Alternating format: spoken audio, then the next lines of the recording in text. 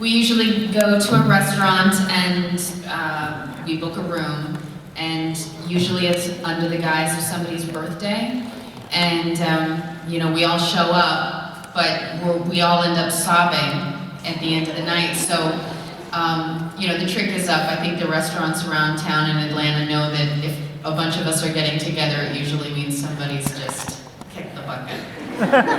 No birthdays. Do you pick the restaurant for your death dinner? I think you can. Yeah? That's a good ass question. I think you're so bummed out that you're getting killed off the show that you like don't even want to think about dinner. Yeah. Yeah. It was a long time ago for me. Yeah, I know. So respectively, if you remember this, what was on the menu for each of your death dinners? You don't remember this? It was your death dinner. This was a big deal. Oh, man. Where was mine? Usabika? What was that? Yeah, I ate a lot of meat. Yeah? Bernthal does not remember his No, I think mine. There's a place called Mary Mac's in Atlanta. I'm a big like quantity over quality type guy when it comes to food, and Mary Mac's. It's a family style, you know. So it's just like a whole bunch of fried chicken. Their motto is "You will be uncomfortably full," and I think that's where we went. Come on, right? Yeah. Yeah. Cool. Good comfort food for your death. Yeah. I mean, that makes sense, yeah. Thank you so much, sir. That's a good zombie meal. Say what? That's a good zombie meal. Right on, bro. Hi, how are you? I think she was waiting over there first. Oh, okay, there's another mic. Hi. Rick Grimes. That was very honest of you. Thank you, ma'am. You're a sport. Thank you. Hi, I'm Ricky, and I just wanted to ask, this is my question to Jon. Hi. Almost called you Shane, sorry. Sorry, I'm freaking out a little. Don't you freak out. Get it out, girl. Own the Grimes outfit, man. Take charge. Well, I have to kill him if that's okay. Hey, Rick, just flip that, huh? There is a question in here somewhere, and it is coming. Okay, how do you feel when people kind of react, like, really, like, horribly negative Shane? Like, they're like, oh, I'm so glad you died. Yeah. How does it affect you? Because Sometimes. personally, I felt that you did a really good job as Shane. Thank you. You really brought me to the front.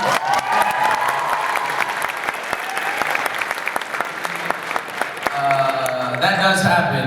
And I'll be honest with you, it kind of hurts a little bit. I'm gonna bullshit you. I'm sorry for my cursing, y'all. Yeah, I have such a... Alright, I'm gonna stop. Just because I definitely care about the guy, and I think that, you know, if you're like, oh, I'm glad he was such a jerk, you know, it's like, to me, I feel like, maybe you missed something, because I you know, but that's for me. I never wanted him to be, you know, a one-note bad guy. I feel like he always thought he was doing things for the right reasons and out of love and trying to keep people safe. He was a very conflicted guy, but I don't know. I just dig that I dig it when people got him and when people care about him, because I definitely do. It makes It's so Andrea corny, did. dude, but it's true. It makes me want to give you a really big hug, so I'm Say sorry. what? It makes me want to give you a big hug. Give me a big hug? Yeah. Get up here and give me a hug. Let's go. You just started a hug frenzy, my friend. So just putting it out there for future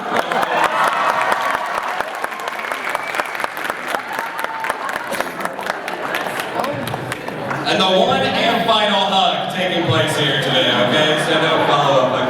Just kind of switching that on you, Laurie, what about your character? Do you ever feel like are there things that you feel like you have to defend about your character, or?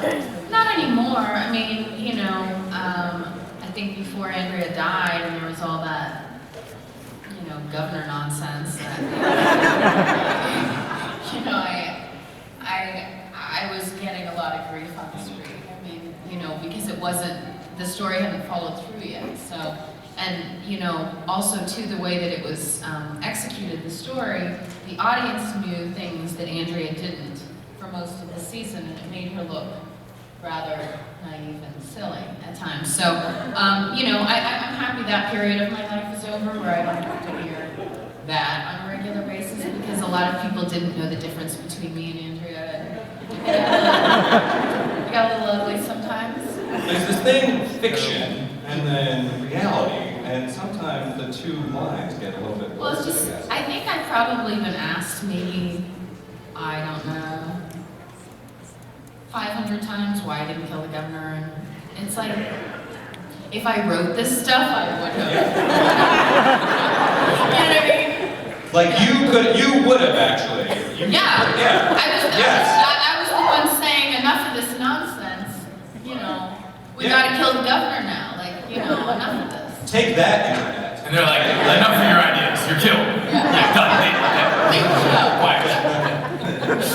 Yes, ma'am, the very honest lady at the microphone. Oh yeah, oh sorry, very loud too apparently. I'll be honest, she totally stole my question, but I have another one, so I'm always prepared.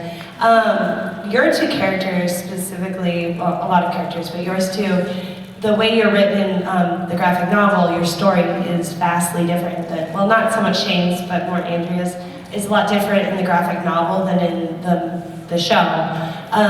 Do you sometimes kind of wish that your character had gone more the way of the graphic novel, or do you like the way it was done in the show?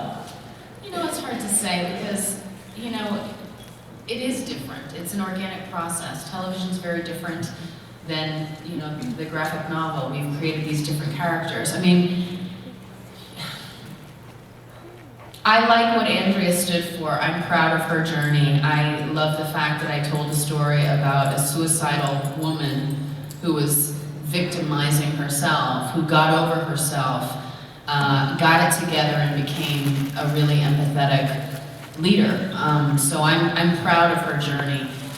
It was shorter than I anticipated, but I feel like her life mattered. So I don't know.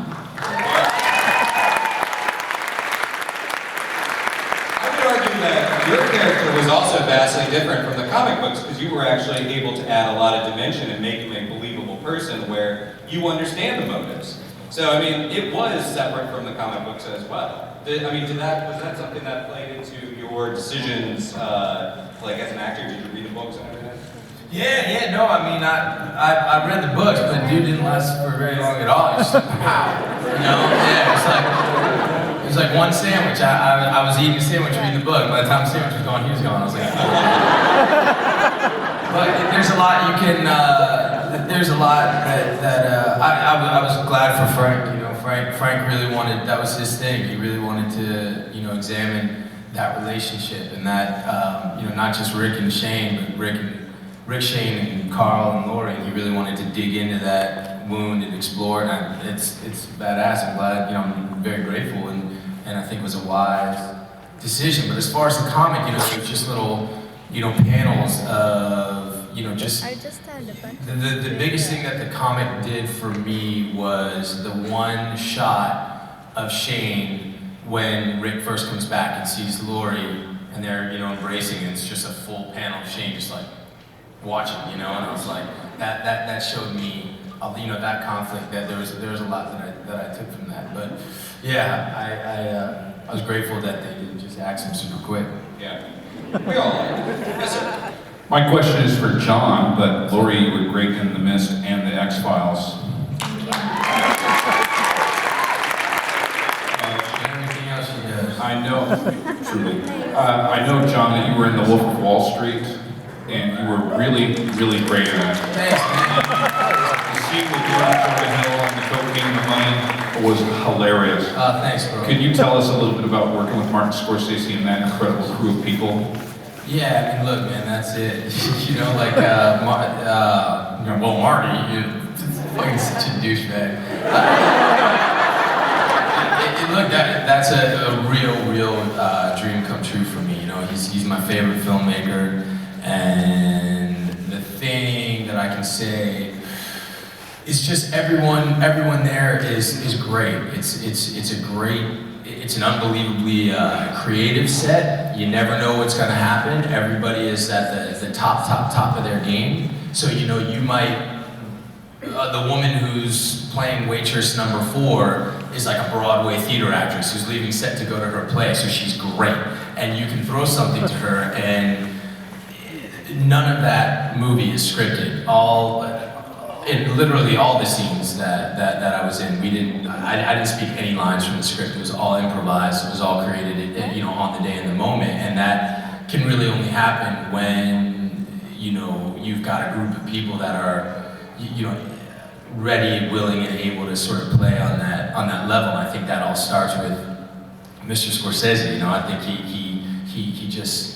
I think it's the most important job of a director to create an atmosphere, and he creates one of just creative electricity without sounding like the most pretentious nerd ever, but that's what he does, And real honor to work with him and for him. Yeah. Thank you. Right on, brother. And Jon's doing a lot of other big movies. Oh shit, thanks. Yes, sir. What were your best experiences while working on The Walking Dead? Laurie Holden.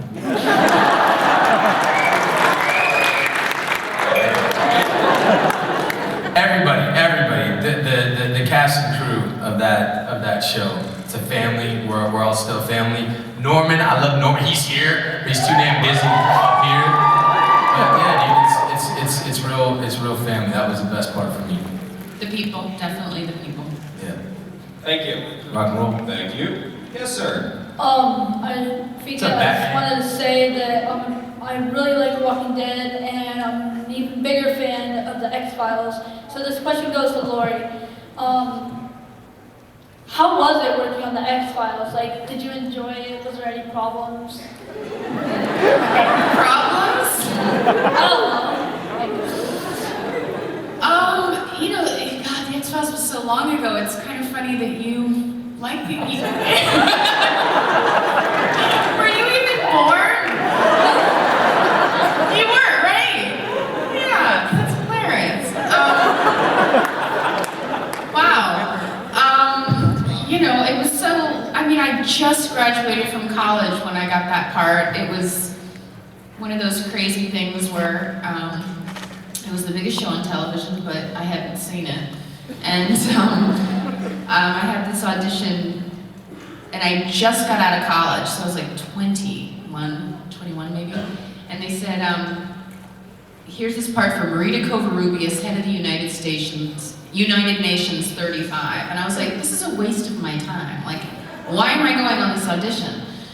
And I think I was so relaxed because I was like, I'm never gonna get this, and this is so ridiculous, that I got the part on the spot because I guess I was like cool as a cucumber.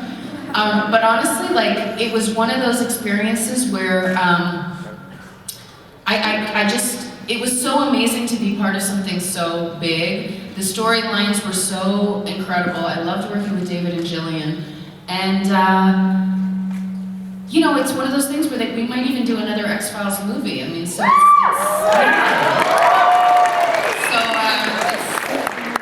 don't know, it's a period of my life. I feel like I was almost like a kid when I did it. I mean, not a kid like you, but, I was on it for years while I was doing other projects. So I feel like I kind of, grew up as a woman doing it, if that makes any sense. I'm talking to a... Does that make sense? Not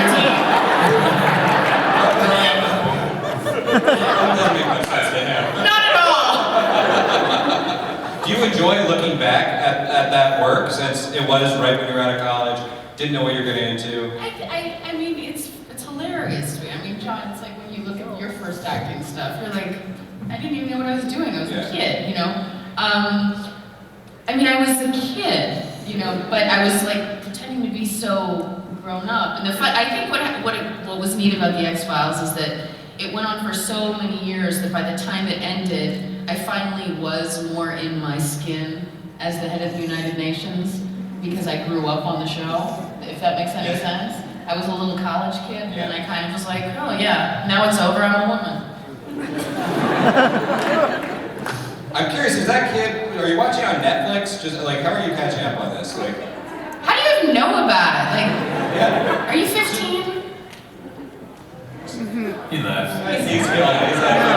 He's going back to watch X-Files right now. It's like, I'm actually 12. That's VHS. My mom watched it, and I just carried on from her when she watched it, and I was so interested and intrigued because, you know, I like the mystery kind of stuff. I want to solve it and myself, and I really enjoy the different type of episodes they put out there with different ideas. So that's kind of You why. seem like a really smart You're the kid. man, dude. Round of applause for Jack. Oh, rock on, dude. Thank you so much. All right, yes, sir. Right over here. So I totally loved you guys. Silent Hill, The Majestic, like I said in the photo op, Mob City, Grudge Match, really great movies. The one question I have for you guys is, with reading the graphic novel, you kind of knew you were dying. Was it still really of a shock when you guys got that one script for that one episode? Andrea's still alive in the comic book, so. Okay. My apologies. Get out. How did it feel getting that script that you were finding out that was the last day that you were going to be on set? Oh, me? I knew from the beginning, you know,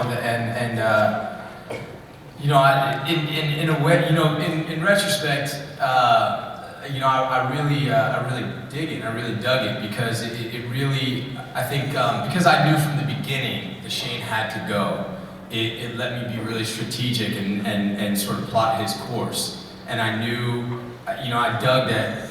Here's this character that we find, you know, having a burger with his best friend, sharing a bag of French fries and a pile of ketchup, talking about his like problems with his wife, and he's genuinely trying to cheer him up. And I knew that I had to go from like banging his wife to like wanting to kill him to like losing She just scared me. I'm so sorry. I genuinely, I'm a father. That kid was 12 years old. I'm sorry. Producer that kid. But like, you know, I'm sorry. It's all Norman's fault. It's all Norman's fault. I didn't sleep. All right. So anyway, you know, I knew, you know, it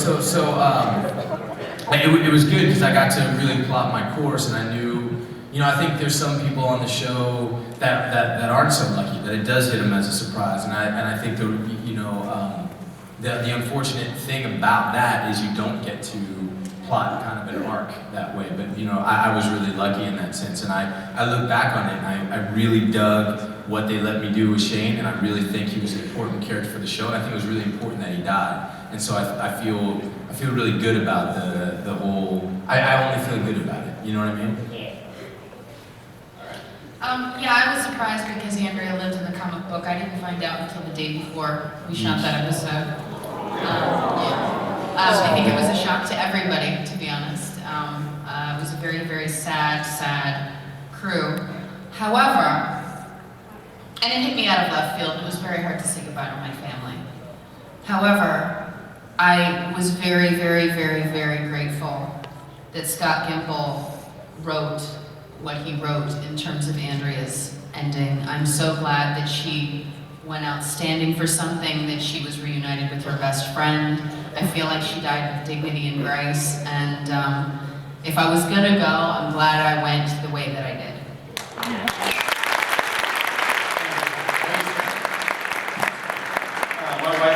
My wife and our family, we watch the show every week, and it's become like a ritual at our house. And, we don't know what we're going to do when the show ever ends. But enjoyed your work on the Magnificent Seven. Thank you. It was a great show. Too bad it lasts longer. My question is for Jon. I'll kind of flip this around, but was Stallone and De Niro humble to be working with you? Grudge Match? What? Was Robert De Niro and Stallone humbled to be working with such a Every day, old Bob came in and told me how it was just the honor of his career to work with him. You know, it's so funny, man, because you know, I'll tell you a crazy story. You know, Robert De Niro. That's it for me. And you know, I went straight from the Scorsese movie to that movie, and you know, he has to get approval for, you know, I was playing his son, but he said, you know, he talked to Marty. He's like, if he's a friend of Marty, he can be in the movie. So it was great. And I tried to give him distance, you know, in the beginning, and He's the reason I'm an actor. He's everything for me. I'm gonna try to do this short-winded. I just blah blah blah all the time. But anyway, point is, it's actually a pretty funny story. So anyway, we do the movie, and you know, we get you know, really close, I think, you know, and it's all good. And then on the last day, you know, I really want to say goodbye to him. And you know, we had gone out to dinner a few nights before, and it was all good. And he said, you know, come. He doesn't really like. He gets a little awkward sometimes with you know with personal conversations. And I went to his trailer to go say goodbye to him, and he mixed up a couple martinis. We sat down, and I finally opened up, and I told him, and I said, you know, Bob, man, you know, you're the reason why I do this, and the kind of men that you've played on screen, that kind of energy that you tapped into.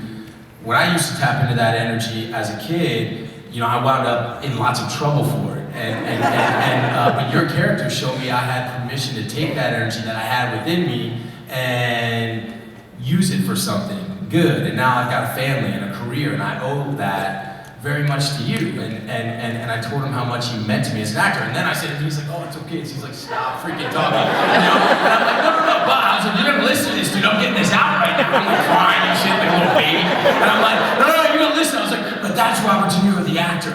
Let me tell you about Robert De Niro, the man. And I'm like, now I know you're so generous and you work so hard. I was stone cold sober. And I was like, you're so generous and you're so hardworking and your work ethic. And now I know you as a man, and I can say safely that, you know, I love you and I'm proud to have you as a friend. And now, you know, I just kind of opened up and I gushed and I did my whole thing. And I said it, and I was not asking for anything back, dude. I just wanted to tell him how I felt. And he's like, you know, we do these things, and then they're over. You know? Yeah, no, I know, Bob, they are. And he's like, you know. I'm glad we had this talk. So yeah, I think it was a huge honor for him. No, he's a great guy. Really great. Thank you, man. I appreciate you watching it. I just want to point out, #WizardWorld, please let that story be on the internet in the moments. Did you ever call him Bobby? Nah, don't put that on. Yes, ma'am. Hi, I was wondering what your guys' favorite scenes to shoot were and why. He loves the car scene. Yeah.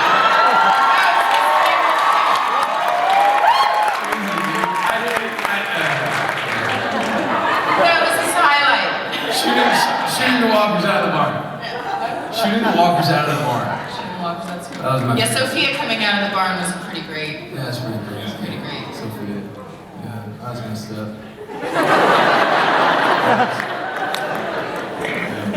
There was a version of our scene in the car that was dope, but it was too X-rated for TV. Remember that?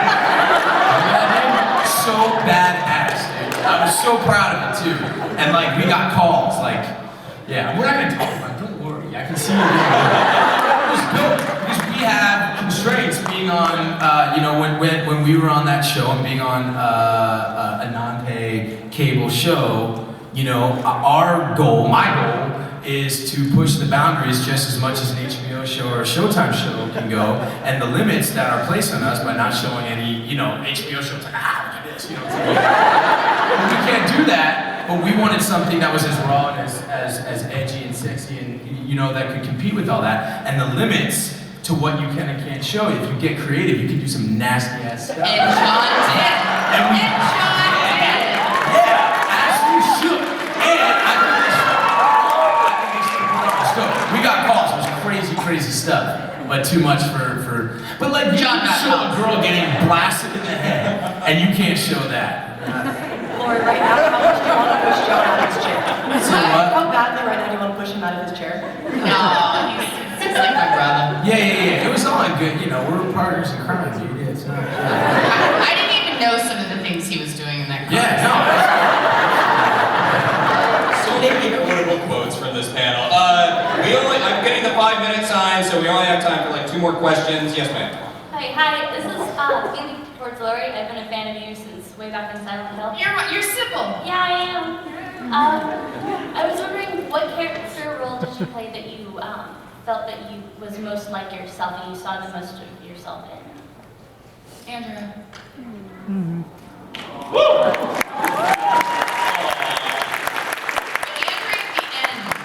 Not Andrea at the beginning, and not Andrea with that like silly governor stuff.